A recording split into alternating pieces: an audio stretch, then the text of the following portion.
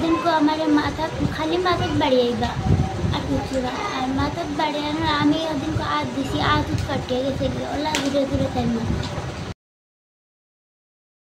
Namaskar, this is Meena Chaudhary for Channel NE24. In Mulaganje, a girl who was severely tortured by the stepmother was also attacked with boiling water. Burhanuddin, a resident of Mulaganje Batia district under Nilambajar police station in South Karimganj, lost his wife, leaving behind 4 sons and 3 daughters. Following his wife's death, Burhanuddin remarried a woman named Sultana Begum, a local resident of the Pingril area in Singeri GP. However, due to Burhanuddin's old age, Sultana Begum began to torture her husband's children in various ways. The stepchildren reported this abuse to the media, stating that despite multiple attempts to seek justice through local elders, they received no relief. Eventually, the sons went off to work and the 2 daughters were married off.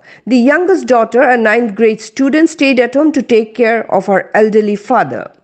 Taking advantage of her isolation, her stepmother Sultana frequently tried to kill her with weapons. On 4th November, Sultana suddenly poured scalding hot water on Shahrana's body from behind. As a result, several parts of Shahrana's body were severely burnt. The neighbors immediately gathered and sent her to the hospital. Shahrana's brother, Khosrul Haq, filed a case against Sultana Begum at Nilambajar police station. The police investigated the matter and arrested Sultana Begum, sending her to jail. Sultana's brother, Moizul Islam and Nazimul Islam, have been threatening to withdraw the case by using their power and influence. In the light of the ongoing threats, Shahrana Parveen, along with her brother Khosrul Haq and others, has appealed to the Karimganj police station and the Chief Minister of Assam, Himanta Biswa Sharma, to ensure their safety and to obtain justice.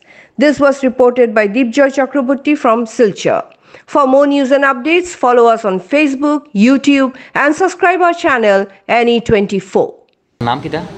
আমার নাম শাহানারা পারভিন। শাহানারা পারভিন। আমি class 9 এ পড়ি। আপনি কিতা কইবা? কিতা অভিযোগ আপনার? আমারে খালি ওলা মারোইন বিনা কোনো দুইশে খালি মারোইন আর গালিয়াইন। এদিন কো আমার মাথা খালি মাথা বাড়িয়েগা আর কিছু না আর মাথা বাড়িয়ানো আমি এদিন কো আজ দিছি আজ কাটিয়ে গেছে ওলা ধীরে ধীরে তাই না। এদিন কো খাপরেঙ্গা মরিচ গোশি আমার মুখে উঠে দিছে 2 দিন দিছে আর ওদিন গরম জল ডালিছে। তারপরে কালকে সোমবারে হিরিয়া সকালে ঘুম থেকে উঠিয়া বইছি স্কুলে আইতাম রেডি হইয়া বাজে টাইম ফিস থেকে আনি আমার গরম পানি দিলাইতাম বাজে আমি শিখ দিছি আর বাজে কিছু দুধ হয়েছি বাজে পাই গেছি কিছু দুধ হয়েছি। তাইন খার কথা কই দেয় মা তাই নাম মা মানে মা কইতে সময় মানে আমরা গাঁও হাতর মা কই।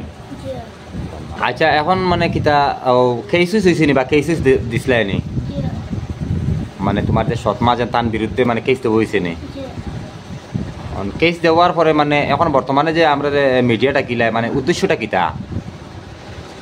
উদ্দেশ্য খালি হন্তে কি কোন মারিয়া দামকে দেওয়ায় আমার বাইন তোলে জেল হন্তে দমকি দেন তে দমকিতে আমার দমকিটা খেয়ে দেন খারা দমকি দেন এরা খারা মানে সৎমার ভাই আপনি কিতা কইবা?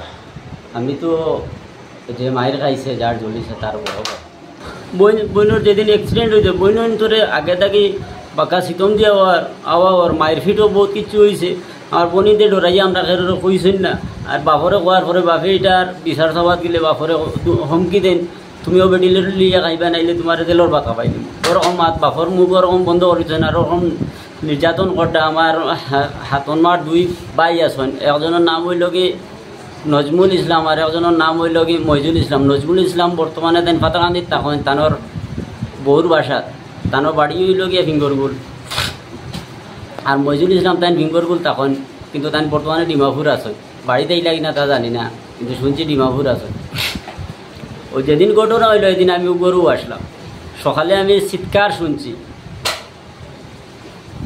ওলা চিৎকার শুনছি যে চিৎকার শুনে আমি ঘুমো থেকে উঠে গেছি উঠিয়া গিয়ে দেখছি বনির পুরা শরীর এদিকে পুরা শরীর ভিজা আমি হাত দিয়ে দেখছি একদম গরম দেখার সাথে সাথে পরে মনে করেন কিতা করতাম না করতাম নিজের মাইন্ডে কিছু কইছে না ও পরে তাইরে লইয়া আমরা হসপিটাল গেছি আর তারার উপরে তো মনে করেন এর আগে তো বহুত নির্যাতন হয়েছে আমরা শুনছি না সব কিছু মানে এখন আমরা শুনি আর সব কিছু যেন ওরকম হয়েছে